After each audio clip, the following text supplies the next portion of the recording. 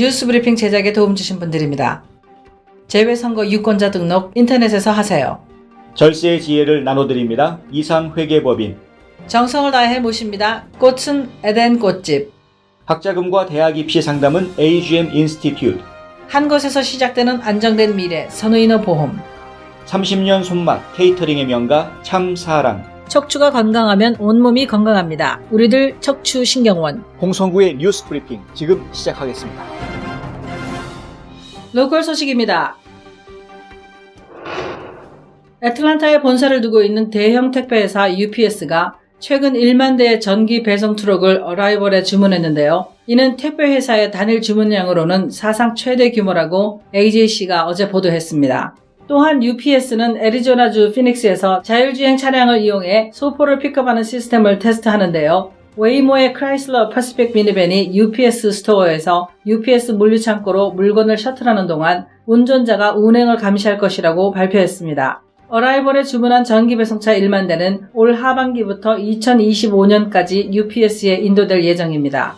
UPS는 인수 가격을 공개하지 않았지만 업계에서는 기존의 내연 차량에 비해 상당히 경쟁력 있는 가격이 책정됐을 것으로 보고 있습니다. 인도된 차량에는 UPS 전용 첨단 제어 장치들을 추가해 북미 지역에 배치될 것으로 알려졌는데요. UPS 측은 초기 전기 배송 차량의 테스트가 성공적이면 더 많은 전기차를 구입할 것이라고 밝혔습니다. 지난 이틀간 동남부 지역 일대를 핥히고 지나간 폭풍과 토네이도로 2명이 사망하고 수만 가구의 전기가 끊기는 등 큰 피해를 남겼습니다. 엘라바마주 데모폴리스 인근에서는 모빌홈 2채가 토네이도에 의해 파손되면서 1명이 사망하고 다른 1명이 중상을 입었습니다. 테네시주 세비어빌에서도 서있던 벤에 나무가 쓰러져 교사 1명이 숨을 거뒀습니다. 조지아 중부 지역의 카운티 교육청들 수십 곳과 엘라바마주의 40개 이상 교육청들이 소속 학교들에 악천후로 휴교령을 내렸습니다. 곳곳에서 토네이도 비상이 걸리는가 하면 강풍으로 전신주가 쓰러지면서 수만 가구의 전기 공급이 끊기고 하천이 역류하면서 물난리가 나는 등 이틀 사이 폭풍 후에 남부지방에 수만 명의 이재민이 발생했습니다. 텍사스 지역에서는 눈이 내리기도 했는데요. 다른 지역에서도 눈비가 예고된 상태입니다. 이번 겨울 폭풍으로 공항들도 운항에 차질을 겪었는데 애틀란타 국제공항에서는 1200편의 여객기가 지연됐고 샬롯 국제공항도 400편 이상이 취소됐습니다. 조지아주 하원 내 5명의 의원들은 조지아주에서 고등학교를 졸업한 모든 학생들에 대해 이민 신분과 상관없이 주거민 학비를 적용한다는 법안을 상정해 눈길을 끌고 있습니다. 브렌다 로페즈 로메로 주 하원 의원은 교육을 받지 못한 노동력이 조지아 경제를 악화시키기 때문에 고등교육을 받은 인구를 갖추기 위해 공립초중고등학교 교육 시스템에 투자해야 한다면서 HB 896은 조지아주에서 교육을 잘 받은 노동력을 확보하게 하고 그 결과 조지아가 계속 사업하기 좋은 1등주가 될 것이라고 말했습니다. HB 896은 최소한 3년 이상 조지아주에 있는 고등학교를 다닌 모든 조지아주 고등학교 졸업생들에게 인스테이트 등록금을 보장해준다는 내용을 담고 있습니다. 전국적으로는 아칸사, 플로리다 등 19개 주가 이민자 신분과 관계없이 학생들에게 인스테이트 학비를 제공하는 유사한 법을 제정하고 있습니다. 하지만 이 법안은 공화당 의원들의 지지를 아직 받지 못하고 있는데요. 때문에 이 법안이 실제로 의회를 통과할 수 있을지는 미지수입니다.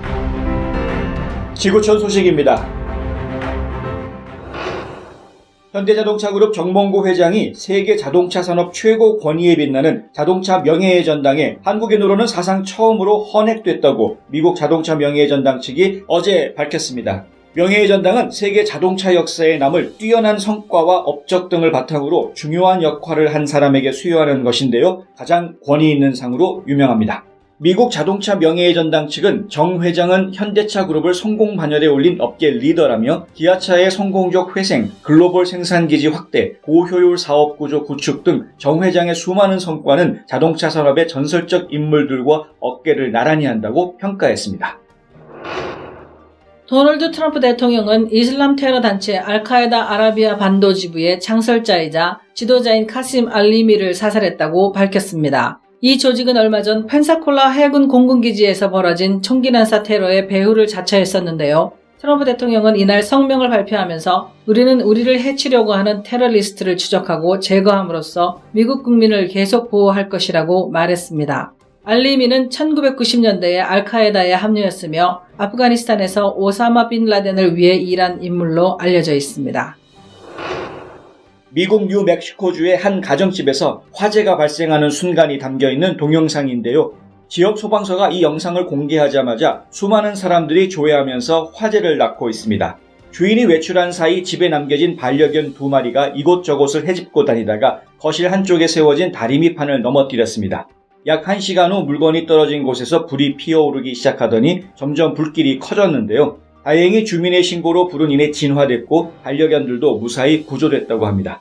뉴멕시코주 로스앨러모스 카운티 소방서 측은 반려견에 의한 화재의 위험성을 알리기 위해 이 영상을 공개했다고 밝혔습니다. 한국 소식입니다. 자유한국당 황교안 대표가 4.15 총선에서 서울 종로에 출마하겠다고 오늘 공식 선언했습니다. 이로써 대한민국 정치 1번지인 종로를 무대로 이미 출마를 선언한 더불어민주당 소속 이낙연 전 국무총리와 총선 빅매치가 이루어지게 됐는데요. 올해 국회의원 선거에서 가장 큰 화두로 떠오를 전망입니다. 특히 박근혜 정부 마지막 총리와 문재인 정부 초대 총리의 승부라는 점에서 야당 심판론과 정권 심판론의 대결을 상징한다는 의미를 갖기 때문에 대선 못지않은 관심과 흥행을 이끌 것으로 보입니다. 남성에서 여성으로 성전환하고 숙명여자대학교 법학대학에 최종 합격했던 트랜스젠더 A씨가 학내 반발이 불거지자 결국 등록을 포기했다고 연합뉴스가 보도했습니다. A씨는 7일 연합뉴스와의 통화에서 입학 등록을 포기한 게 맞다며 반대 목소리에 두려움이 커져 내린 결정이라고 밝혔습니다. 최근 숙명여대 게시판에는 성전환 남성의 입학을 환영하는 대자보와 반대하는 내용을 담은 대자보가 나란히 붙는 등 트랜스젠더 여성의 합격을 놓고 재학생들 간의 찬반 논쟁이 끊이지 않았습니다. A씨는 숙명여대 입학을 포기하는 대신 2021학년도 대학 입시를 다시 준비할 계획인 것으로 알려졌습니다. 부산교육대학교가 2020학년도 정시 모집 면접에서 저소득층 자녀 응시생들에게 저소득층 학생 전형이 표기된 수험표를 부착하도록 해 논란이 일고 있습니다. 연합뉴스가 7일 보도한 바에 따르면 저소득층 자녀 응시생들은 이날 면접을 기다리는 동안 일반 전형 응시생들에게 자신들이 저소득층 자녀라는 게 알려질 수밖에 없었다고 주장했습니다. 당시 저소득층 학생 전형에 응시했던 A씨는 부끄러운 것은 아닌데 주변 시선에 신경이 쓰여 면접을 제대로 못 봤다며 학교 측이 응시생들을 배려하는 마음이 없는 것 같았다고 말했습니다. 이에 대해 부산교대 입학처 관계자는 신분을 차별하거나 곤란하게 할 의도는 전혀 없었다면서 다른 대학도 이 같은 유사한 방식으로 면접을 하고 있다며 차후에 기술적으로 개선할 수 있을지 적극 검토해보겠다고 말했습니다. 2022년 2월 7일 홍성구의 뉴스 브리핑은 여기까지입니다. 시청해주셔서 감사합니다.